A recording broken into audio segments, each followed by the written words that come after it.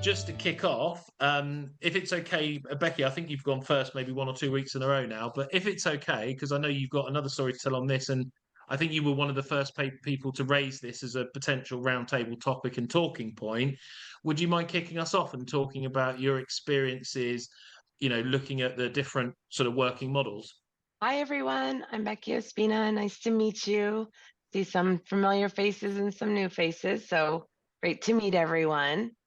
So I have worked for an organization that was international, small company, 350 employees, but in 20 countries throughout the world, 20 plus countries, growing every week. And have office locations and remote locations. And so that's where the challenge came in with looking at the models, because you might have one person in a given country. Doesn't make sense to have an office. And then we would have 100 in a given country. So we would have an office. But typically our talent acquisition model focused on hiring the best talent and not on geography, which is great when you're in talent acquisition, because we hired a lot of fantastic people. What posed a challenge, though, when you're talking about people, culture, communication, what's the right vehicle? How do you pull in the onesie, twosie remotes people into the conversation, have a very inclusive environment where people are having a consistent employment experience across the globe? Can be very challenging. Fun, definitely fun problems to solve in the HR realm, but can really pose some big challenges. So I've had to work through that on multiple levels. Very good. Becky, so when you look at the different models, so you've touched on a few points about how things to consider, but, so talent is one of them. You've got to consider the vehicle to bring people in. Do you have an opinion on, what's sort of worked best for you by way of the model, the remote first model versus, the pros and cons about having people in the office and the hybrid model? So having people, because our organization's so dispersed and you didn't have an option, okay, there's 10 offices, people are going to those 10 offices or they're at home. You had people who were 1,000 miles from an office. I mean, they were not going to an office. So the biggest challenge we ran into with the models was creating two classes of employees. The office employees are having, lunches and access to executives and all the collaboration and cookies brought in and just kind of all of those things. And then the people who are at home who didn't have access to that. So you're talking about completely different people culture experience. But then also, one thing like Zoom, Teams, WebEx really level set the playing field. If everyone's in a conference room and one person is on the TV, they might as well not even be there. They can't hear, they can't contribute, they can't collaborate. Hey, I have something to say. Okay, we'll get to you in a second. It's 10 minutes later, points gone, and so how do you create the inclusive environment? So remote first was, I would say, to me, it level set the playing field on multiple levels, and you are able to create a great environment for everyone. Having people together and others not, have to be super intentional and do lots of extra things to have people included. So around meeting norms, around, we set up like live Zoom feeds in the break room. So when someone's getting coffee, they could potentially interact with someone else who is getting coffee, doing those kinds of things. But that is a lot of energy, a lot of resources, and being very, very intentional. It will not happen organically.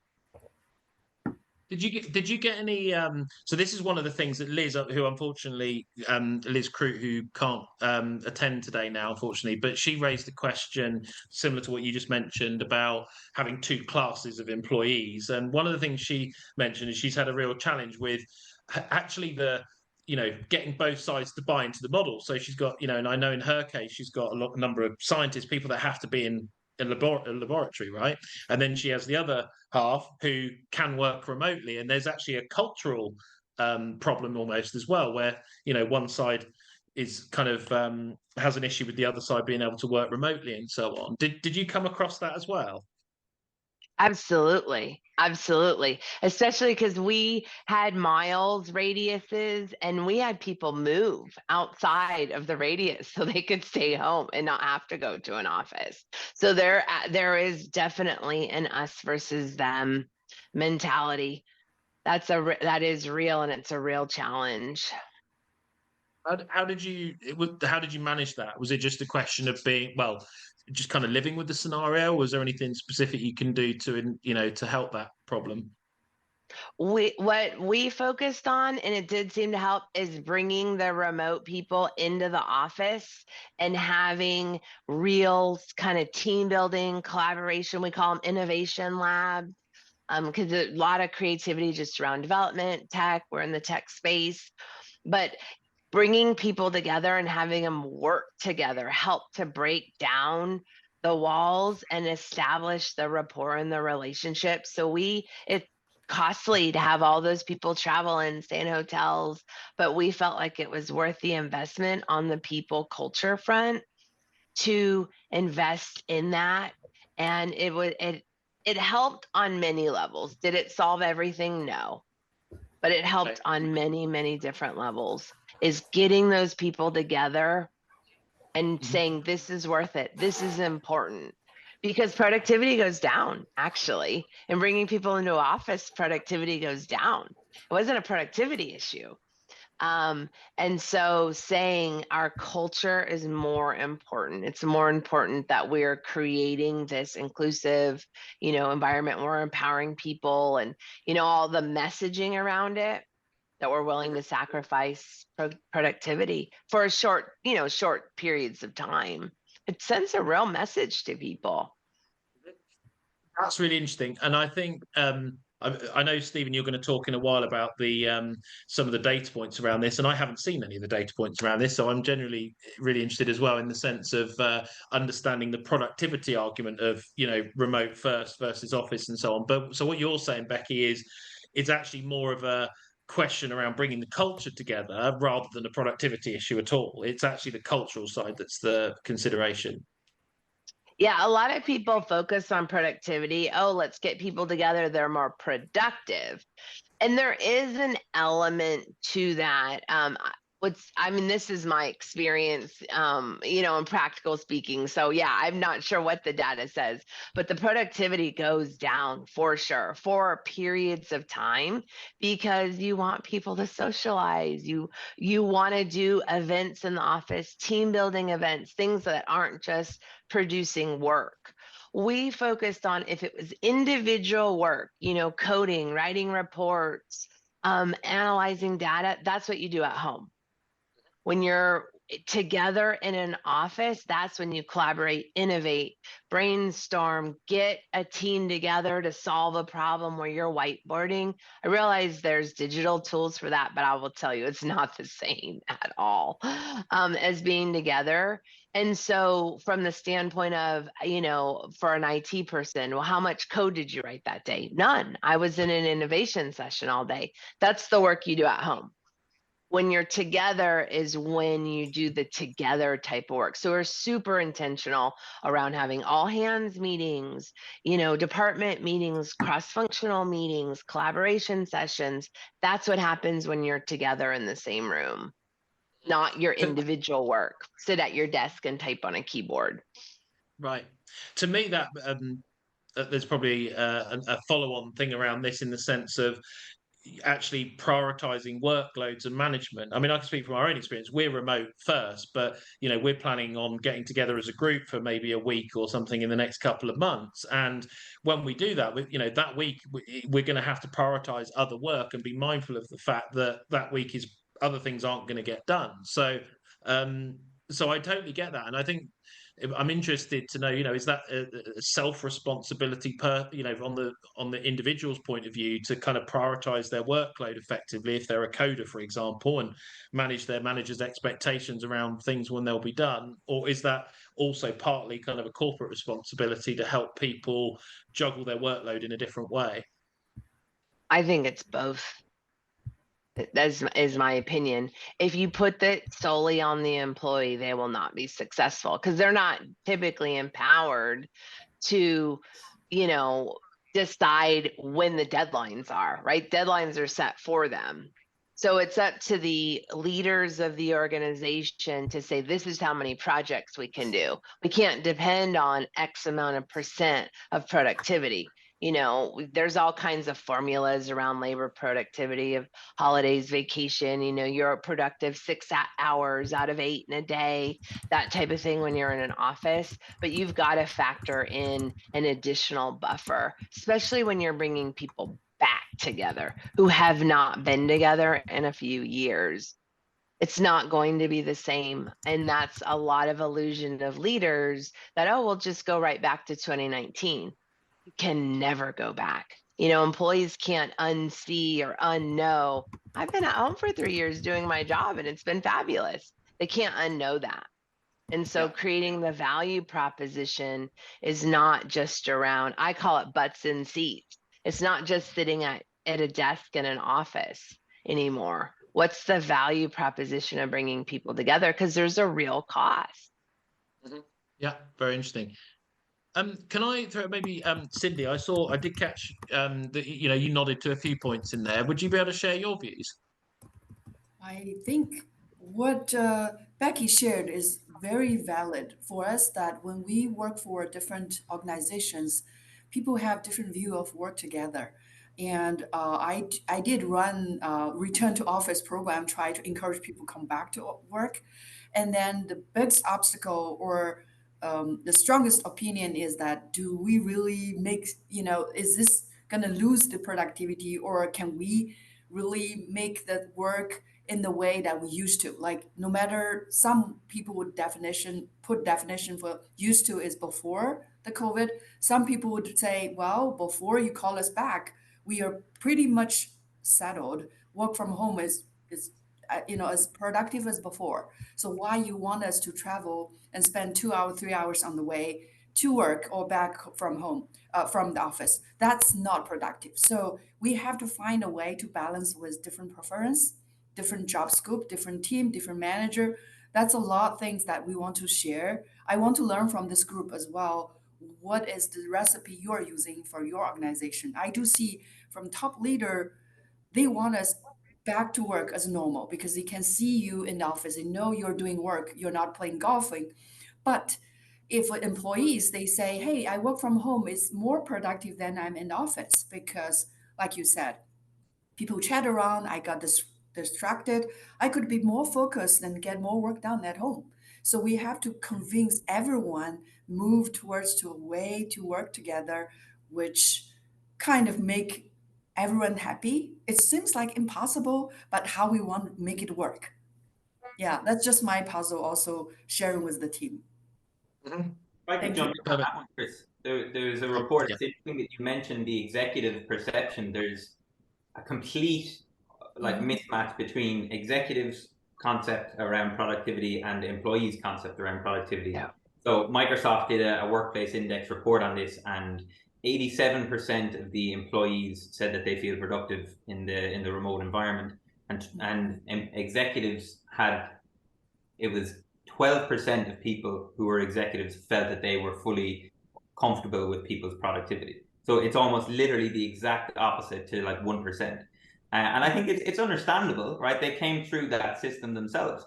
So it worked for them to get to the executive level. So they see themselves as a productive, keen contributor to the company and an operator, and they will look through that bias at themselves and say, this system worked for me. I was able to flourish in this system. Therefore, the system worked. So you have to unframe that. But yeah, even generally, even Becky's kind of story there rings true around the productivity.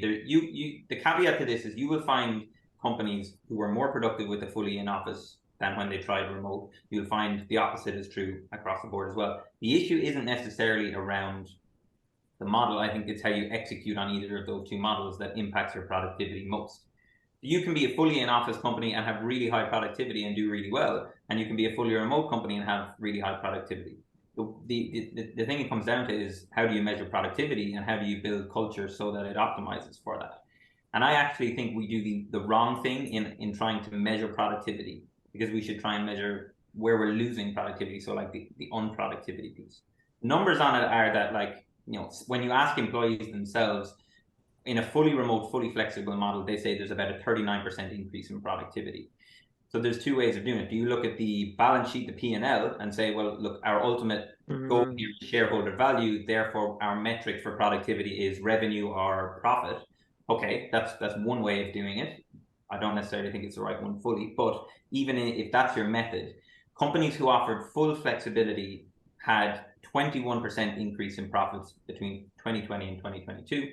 Companies that had an in-office requirement, not fully in office, just an in-office requirement, only saw 5% increase. So essentially the difference between full flexibility and any mandated time in the office was 16% in adjusted revenue. So Flex Index did that report. They had like 554 companies that they looked at, and you know, it's evident there. I think, however, Becky touched on it there, around it's unmeasurable in some capacities around the cultural impact. Burnout impacts productivity. You know, you're 4.6 times more likely to leave your job if you're feeling burnt out.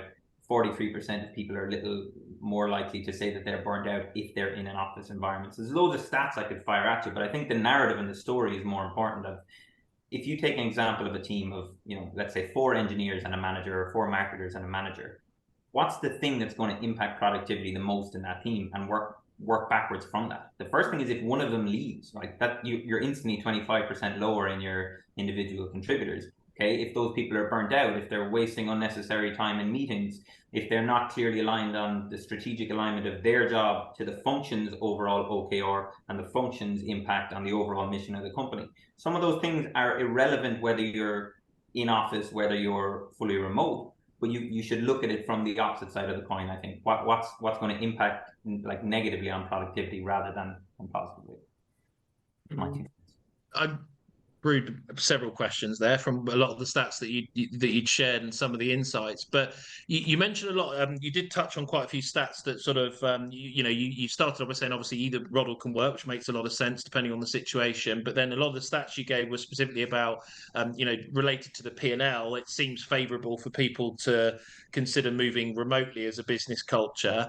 Are there any sort of counter arguments to that from why an office-based model makes more sense in certain situations? I haven't seen anything compelling that wasn't put together by an organization that has a vested interest. So my first protocol when I look at a study is I say, I've seen Savills who've done research that say in office is more productive. They're in the business of selling office real estate, so I completely disregard that. GitLab and remote.com, like they're also in the business of promoting remote work enablement tools, so I take anything there in a pinch of salt. So I like to look in the middle and say, what are the vested interests behind them? So it's a long-winded way of saying I haven't seen a compelling study done on the fact that in office is completely more productive. But it's because I think of those intangibles. You drive down engagement and you like incentivize people to leave. The reality of the situation is your best talent are the ones who can demand the most, right? And the version of that used to be, I want to be paid the most. The latest version of that is, I want more flexibility. So if you're someone who takes away that flexibility, the first people you're going to lose are the best contributors. They know their worth. They know that they can get hired elsewhere, and they're not going to stand for you. Like they view now remote work as part of their package. Like you'd never go to someone and say, hey, we're taking back your company car. It's the same in the kind of perception of the company. It's the same thing. Now, that's not to say that hybrid doesn't have, impact and benefit. I fully see the like reasoning for it around collaboration, a sense of employee engagement. The stats are like you're 70% more likely to stay in a job for 1 year if you have one friend at work. And there's like real interesting generational studies around why Gen Zs prefer to come to the office versus boomers. And like if it's like their friends are in the office, Gen Zs and millennials are a little bit more likely to want to come to the office. For boomers, it's more if, are my direct reports, are the executive team in the office? So it's interesting on that, but Yeah, I haven't seen a compelling one just yet. But you'll have narratives and stories, and like even when you look at the Amazon team, like they decided we're doing a back to office mandate. When they were asked what's the data to support it, there wasn't. It was in a feeling of intuition in the executive team, and that's probably a danger. Yeah. So just one thing to actually add from my point of view, coming from my previous role in the recruitment world, is one of the things that I think is considered but maybe massively underlooked is the talent pool element. I mean, you do a simple mathematical equation when if you're actually Becky, you're a great example of the benefit of this, where I know in previous roles you've looked to hire truly internationally, literally anywhere in the world, find me this person. And, that opens your talent pool up to 7 billion odd people within reason, right? So whereas, if you say, hey, look within 20 miles or 20 kilometers of Dallas or, wherever, London, whatever it is, you're just shrinking down to a huge extent the amount of people you're looking for to 0.001% in some cases. So I think that's another factor that people, and I know that just from being in the recruitment world for many years, is that that's something that's not considered highly enough when looking for talent, not just for one or two people, but for large teams of people. That's one very compelling argument to go remote. Another question that springs to mind is, why do you think there is at least some push in the industries to revisit actually this conversation of remote hybrid office, where that probably went roughly quiet for the last year and a half since the initial post-COVID era? Why do we think that this is coming to the fore again and more companies are starting to bring people back into the office? What do you consider is driving that? I think a lot of offices didn't give up their office space, and so they're still paying these very high price tags to be in these locations for leases that don't expire for a number of years. And so they want, and also you've got the federal government saying employees need to come back. Businesses in downtown cities are failing in the United States because workers aren't there, right? Like, we are fully remote, but these are the most compelling reasons that I've heard for people wanting staff to come back. Yeah, One I would add to that is, I think largely the only time people are at home is when they're at work. So if they're fully remote, like their whole life is back. Kids are back, sports are back, activities are back, concerts are back. So employers also, and I've heard this from leaders, well, everybody's back. Everyone's back in the world. They're commuting, they're going out, they're going to restaurants, they're going to sporting events. But why shouldn't they come to the office? So much easier to get to all of those events from home. And certainly more convenient. And you're also making a choice, right? Yeah. You have your events and dates and schedules where work, is not that flexible. But that's just what I've heard leaders say, is the only time you're at home is when you're actually working. Yeah. That lease piece is absolutely central to the RTO mandate as well. It's something like 35% of the companies who had signed into 10-year leases pre-COVID, only 35%. Oh, yeah. We've still got a whole load of those leases to lapse. You're seeing Facebook and companies voluntarily pay penalties to get out of them to save the money. So that's going to have a huge impact. You'll see things like the rise of the third space, I think, as an option. I think the biggest wave that's catching traction is flexibility as a choice now. So it's not a mandate of you have to be fully remote. It's not a mandate of being in an office. It's not a mandate of the number of days in the office. It's, we have this resource available for you. If you'd like to come to the office, you can. If you'd like to have a co-working space near your locality, you can. If you'd like to work fully remote, you can. They're the companies that seem to have got it right. And the numbers support that as well. The office occupancy has been flat across the entire year. So even though there's been a couple of spikes where there seems to be like a narrative that goes out on LinkedIn of, CEOs are saying they want people back, or EY have done a study, something like that, and there seems to be a spike. The numbers have stayed the same. I think even when you ask the employees themselves, 73% of them say that they're not complying with the mandate that exists. And now we've actually seen in the latest one is the number of mandates are dropping.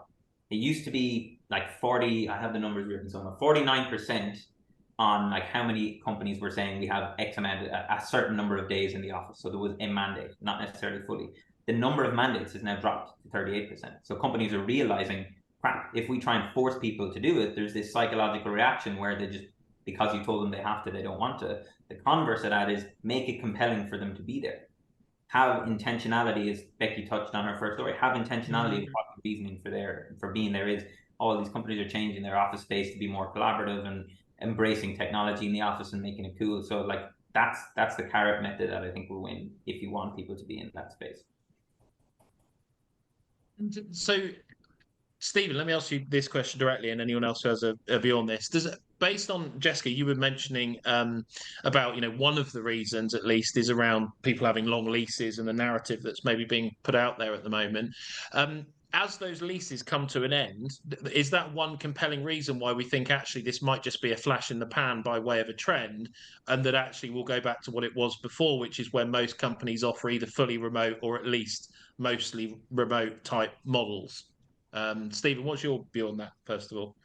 I think it will stay as choice. I don't think the office will ever die. I think you'll have the rise of things like sprint weeks, where what I would do if we had more people that we were employing across the world is I'd go for like a fractional ownership model where, you know, we potentially have 15 employees in London. Let's have a 1 week ownership on an office space in there, almost like there's no company that's done it really well. There's one guy in San Francisco since WeWork has kind of collapsed. It seems to, I can't think of the name, Tandem or something like that. But it's kind of a fractional ownership model on office space. I think that's a no-brainer. You could even break that down to the number of days. So you could say, typically our team comes in on a Tuesday and Wednesday. You know, is there any other company whose days are Thursday, Friday, and Monday?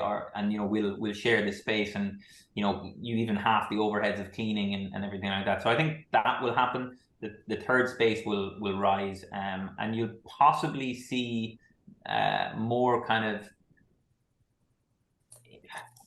pods of hiring rather than this fully we'll hire everywhere. It's kind of, hey, we're going to hire with our 6 defined bases, and we'll kind of have people in those spaces. That might be a trend as well too.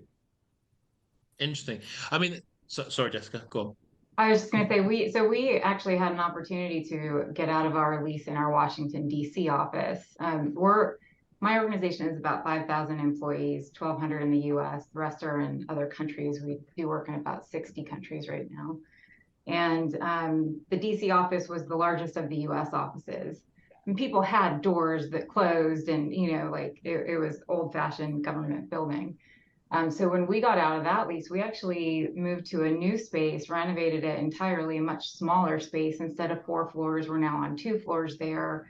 Nobody has a dedicated office. Instead, you sign up to have a room or a collaboration space if you're meeting with the team.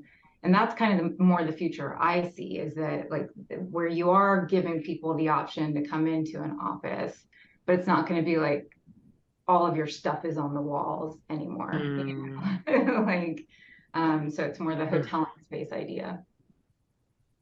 It also depends on the scale of the organization as well, right? So, you know, because also thinking about the talent side again is that if you're going to have some, you know, like you were both saying, really, is that, you know, people coming in periodically through choice or certain days of the week for team meetings, whatever it might be, you still need to then proactively hire within a certain radius of that location or locations. Obviously, if you're a global business, you have offices in every city, every country. That's slightly different, but I guess it sort of then filters, Jessica, into your recruitment strategy as well. I've loved it. So I've been here for 12 and a half years. And until COVID, we were very much like, you need to go to the office in New York, Atlanta, Boston, North Carolina, where I am, or we're not going to hire. And so now I have 9 direct reports. Only 2 of them are in a place where we actually have an office location.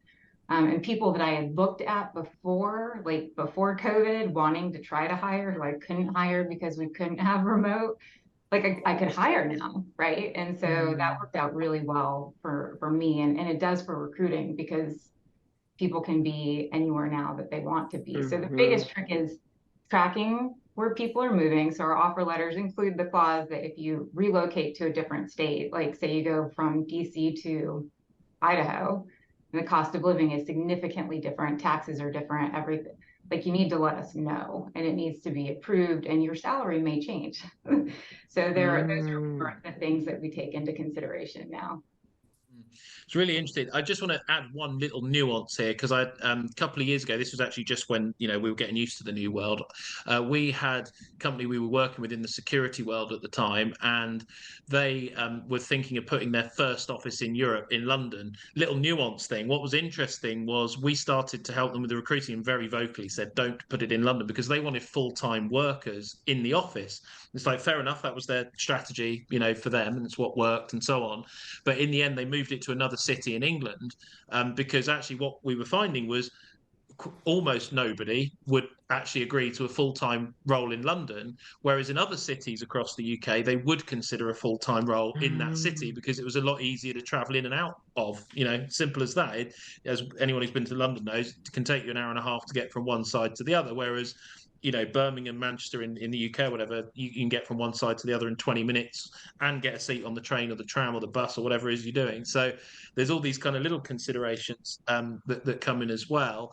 I just wondered is there anyone on the other, I mean, it sounds like there's a group here that's quite generally speaking, pro remote. Is there anyone who has either a strong opinion around, office first being a really beneficial model overall, or at least share their views for some of the sort of positive sides of having, a team office based or partially office based?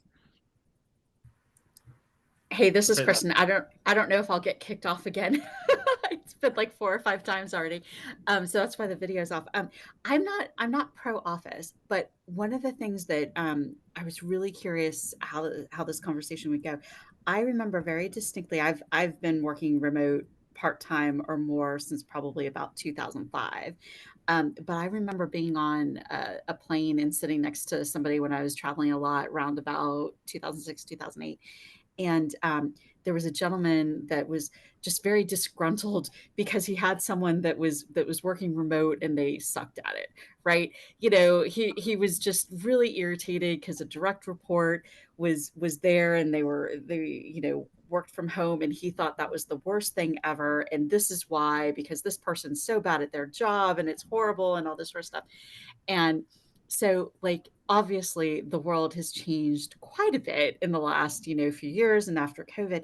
But I still wonder, because the conversation I had with him, although like it was a seatmate for a flight, it wasn't a very long flight. We didn't get into the, solving world peace or anything, but it was, I think there's some people that their personalities are better suited to being in person or having that collaboration, or their jobs, or or whatever.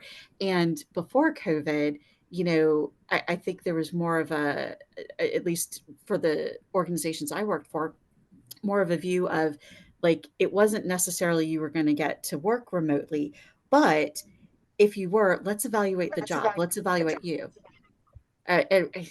Did this go wobble? I heard some feedback in the background. No, I'm good. Okay. I just expect it to drop at any point. I kicked the kids off video too.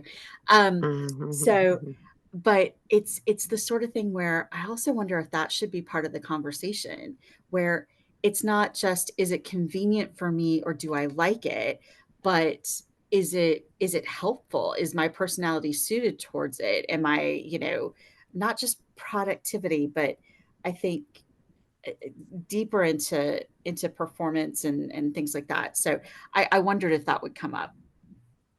Yeah, and it makes me think of how organizations can assist in that. Like there's a company based in Cork called WorkVivo. I'm not sure if anyone's ever used or heard of WorkVivo, or maybe the company does, but they're kind of an employee engagement data tracking, like management tool, part like an internal social media. But I think the role that you're describing there for HR leaders and maybe analytics people within the HR team is to say, right, how many days did this person come to the office or the premises, and then subsequently what did they rate their own engagement scores on after that, and then how did that relate to their actual output and work. So there's a whole new function that's potentially been described there, and like a whole new role within people analytics to do that as well. And I feel bad as well, Chris. It sounds like very much it is the remote flag that has to be carried, but I think the argument is very clear for different models and why they would work and why they wouldn't. But I think the best companies are finding the the worst part of that model and finding a way to supplement that. So let's say if you were a fully remote company that you've decided, look, we're remote first, we're fully remote. You have to acknowledge there's going to be issues around collaboration and there's going to be issues around socialization, attracting and retaining talent because of engagement. So what can you do to supplement that? So some of the companies do the company offsites, some of them do co-working budgets and days and intentional get-togethers.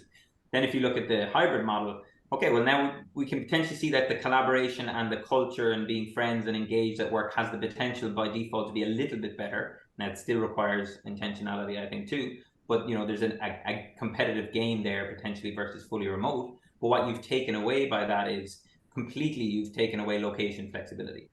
I personally think that the best part of the remote model is independent choice of where we live and where we work.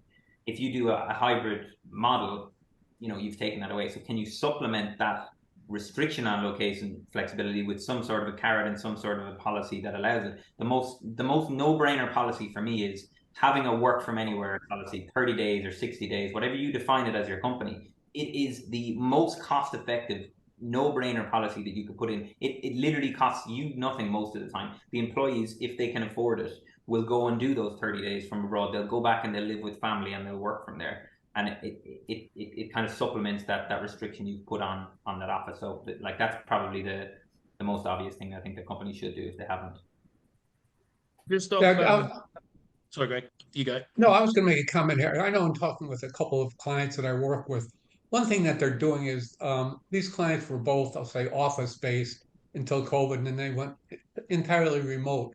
And one thing they're looking at now is the structure of the organization. Can they be flatter than what they were before? Did they have too many layers of management supervision that were kind of justified by being, I'll say, in an office situation versus remote? And that's what they're saying. They're saying from a remote perspective, are we complicating our structure by having so many levels that really aren't needed now? So they're really taking a close look at how they're structured and the layers they have from a management and supervisory perspective to say, do we really need all these things? Let's go back and evaluate the job. What is this person actually doing and contributing to our new environment? So it's really getting into the structure of the organization now in terms of if we're shifting from office to remote, is it just a shift or do we need to take a look at also how we're structured? And that's what I'm beginning to hear is let's take a look at how we're structured and justify that structure for the remote situation.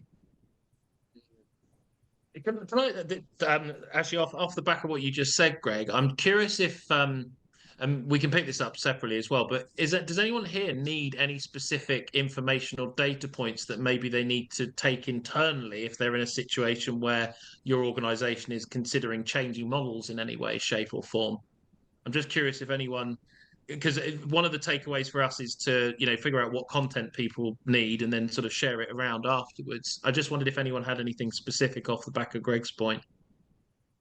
We're neck deep in that right now. Actually, we've had Accenture and Mercer come in and look at our job architecture and our structures, systems, everything to like, we aren't in a hiring freeze, but I've seen hiring really slow down while we try to figure out, do we need all of these jobs? We are changing our operating model for the same reason, to see which positions are necessary, which ones aren't. I don't expect that there will be a large layoff, but there certainly are going to be some shifts in who people report to and some of their job functions.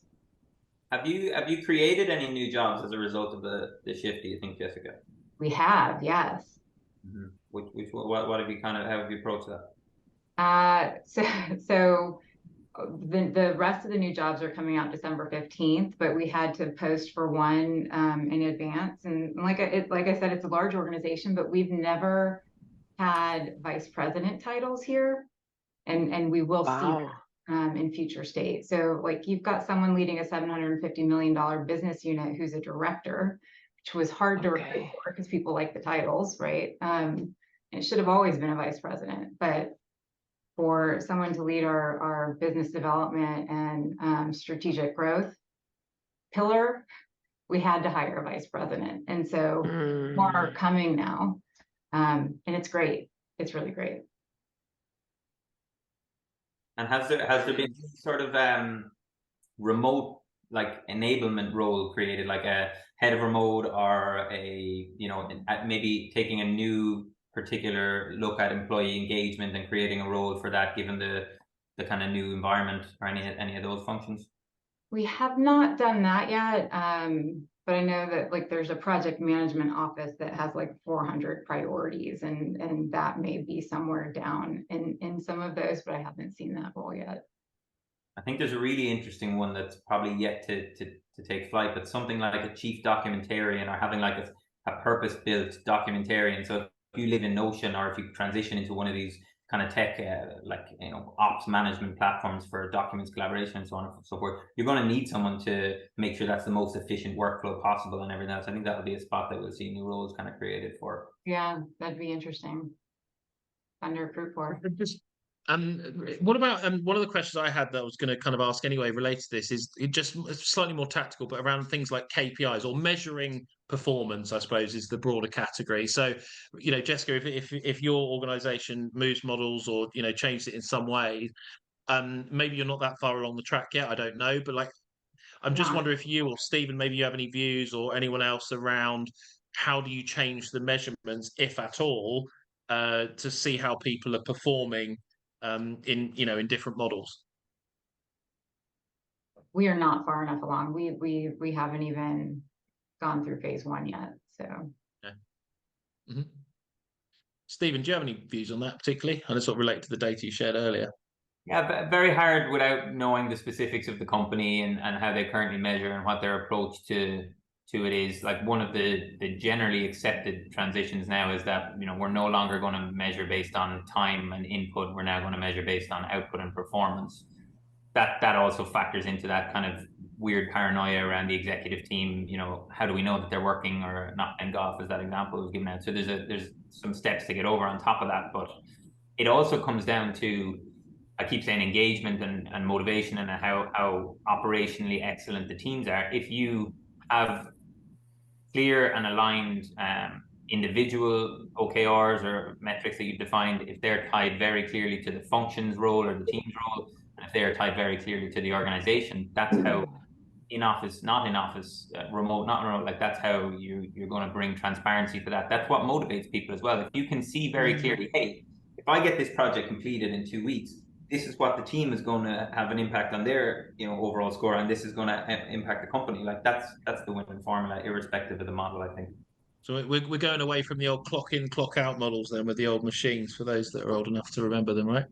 There's companies that are doing a digital version of it. There's like mouse tracking, and, you know, and the spin that they've put on it, which is clever, is, you know, we're teaching you when you're, you know, how productive you are yourself. We're giving you back, you know, that individual thing. So it's not necessarily fully gone. Interesting, very interesting. I'm mindful we're getting close to time, but I did have one more thing actually, which, Jessica, you've raised around. In fact, I'll pass to you around this, because this was something I was going to ask, and sort of related to this anyway. But you had a point around young people in the workplace as well. yeah, I just you know, when we do university recruiting, especially, I can't help but think about how their experience entering the workforce is so much different than ours, and I feel bad for them, because I'm less likely to go join a colleague for happy hour now than I would have been if I was actually in the office and we were already, you know, in walking distance to a spot, or lunch breaks. And so many of my adult friendships that have lasted 20 plus years were made at work. And so, you know, as people are beginning their careers, especially if they went to college somewhere else and now they're moving to a new city, meeting people has become a different scenario for them. And I feel for them. Has anyone got any views on how to actually solve that? When we have that, we have young people in our team. So, I mean, you know, it is a different dynamic. Has anyone actually made movements to solve that problem?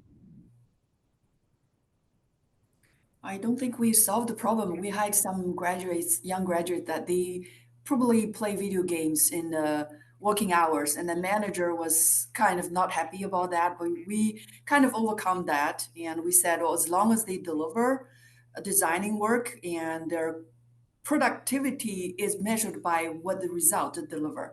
So if they play video games in the left hand and right hand doing the work, it's fine. So we have to overcome our own obstacle or our way of thinking. What is the normal work that young graduates would bring or young people would bring into the workforce? So we have to adjust that and communicate clearly. Yeah, that's how we are working on. Thank you. No solution yet, but yeah. Yeah. It's not. It's no. I completely agree. It's not a one size fits all. I mean, what I definitely agree with not. the, regardless of the age group, is the measuring results, performance. I think that's arguably should always have been the way. Maybe going back even before all of this. But I think with the young people, it's the socialization. From my experience, the more that people can do by way in company culture of actually encouraging some kind of social interaction, like you said, whether it's quarterly reviews or get-togethers or whatever it might be. I think that often helps the younger people, arguably more than it does, even more than it does the more experienced people in the team. But is there anything else anyone else has done to try and overcome this? Not us personally, but the best example of a company that's nailed this I've seen is Doist. I don't know if you guys are familiar. If you're not following Chase Warrington on LinkedIn, that's your first takeaway task. But what we noticed in our own research before we went building Roamer, our goal was talk to as many companies in the space, big, small, and figure out what their challenges with the future of work were. In every single conversation, the same 3 things came up. Now, sometimes there was 10 challenges and 15, but 3 were common in every conversation, irrespective of size. Attracting and retaining talent is really difficult. Getting people together in person is difficult, whether it's fully distributed and it's expensive or whether they don't want to come to the office and we want that. But the third one was the onboarding. And so generationals, yeah, we kind of often think graduate, but it goes beyond that as well. It's the new experience for that person as soon as they come into the company. There's no natural transfer of knowledge and transfer of culture that would happen if they just sat beside somebody for a week in an office space. You can't argue that it replicates as well in Zoom. People feel weird about jumping on a call to ask a question. People feel weird about asking questions anyway. So what Doist have done to combat that is, now they're fully remote, so they have budget that was an office, potential budget to do these things, but they actually fly their new hires, their new onboards, if they want, to the city of their manager to work together for the week. So it's such an unbelievably good entry into the company. Be like, hey, one of our value propositions is you can travel and have these really cool life experiences outside of work because we're fully remote. And not only are we saying that, but as soon as you hit the company account, you're gone and you're on a holiday straight away, a working holiday, but nonetheless you get to have a travel experience. The cost of that isn't crazy, right? You put someone on a flight and you put them in a hotel for 5 or 6 days. But the impact that has on their psyche, they tell all their friends how cool this new company is. They get to meet their manager. And I think that while it's not necessarily fully cost effective, the concept of how do we construct time with those people, with their managers early in the doors is a very important one. Very interesting. Really good. Yeah. Okay. Well, I think Emma's just sent round the link to Chase Warrington as well. And so, yeah, thanks for that, Stephen. That's really insightful. I'm just mindful we've come up to time now, and I'm sure everyone on all the different time zones, especially in the North America region, probably have far more meetings to go on to, unlike us in Europe that maybe are wrapping up for the day. But I just wanted to say thanks everyone for attending. I hope that was really useful.